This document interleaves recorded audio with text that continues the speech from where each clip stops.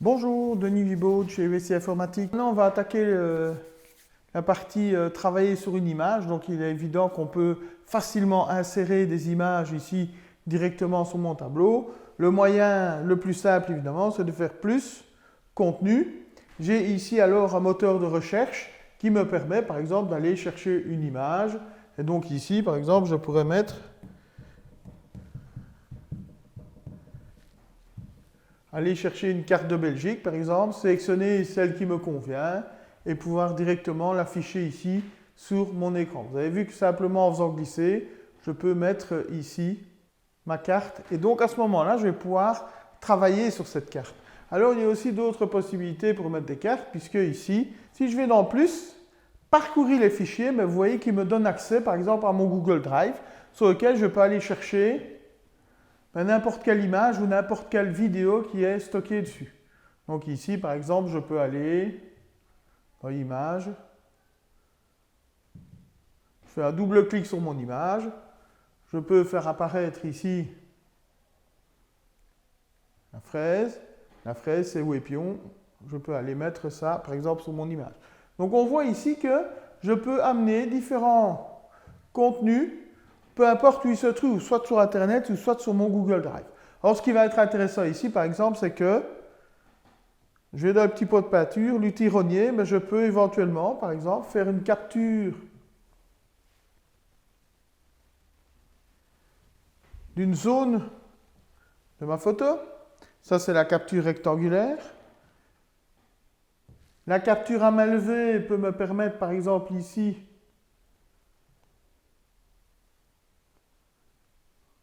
de faire une capture un petit peu plus précise de ce que je souhaite.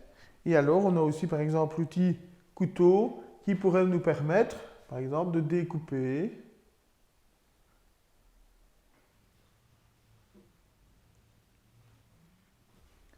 de pouvoir carrément découper une partie de ma page. Pour les petits, par exemple, ça pourrait être l'occasion aussi de faire un puzzle, par exemple. Et donc, on peut vraiment utiliser ces outils pour vraiment travailler sur cette image. Alors, sur cette image, évidemment, on va pouvoir faire d'autres choses aussi, puisque chaque image, on peut faire différentes choses, puisque vous voyez, quand je clique sur l'image, si je fais 3 petits points, je peux, par exemple, couvrir cette image. Donc, ça me permet quoi? De pouvoir la cacher et de la faire découvrir quand je veux. Ça peut me permettre aussi, par exemple, de faire un petit jeu où je vais pouvoir découper mon image en différentes zones, voire numéroter ces cases. L'idée, c'est quoi? C'est de pouvoir faire un petit jeu pour découvrir ce qui se cache derrière. Pour faire la découverte, c'est très simple. Alors, je fais commencer à présenter et à partir de ce moment-là, quand je clique sur une case, les objets apparaissent. Donc ça, c'était pour créer facilement un petit jeu, on peut utiliser cet outil-là. Vous voyez, quand je clique ici, si j'ai arrêté de présenter, là, on n'a plus accès à ce genre d'outils. On peut aussi mettre un lien, et donc par exemple mettre un lien vidéo. Donc ici, il nous suffit de copier par exemple une vidéo YouTube, le lien URL, et ça va me permettre de mettre un lien vers la vidéo directement.